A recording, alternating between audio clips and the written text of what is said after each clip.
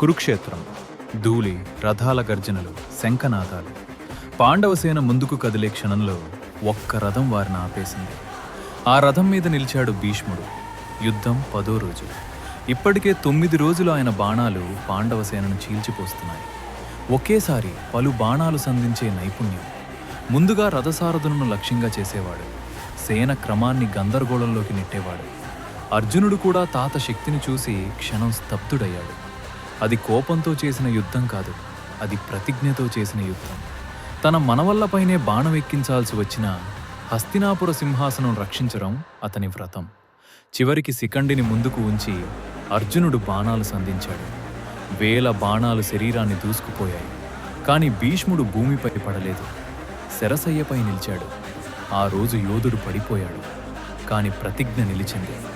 ఒక్కడే సేనగా నిలిచిన మహావీరుడు భీష్ముడు.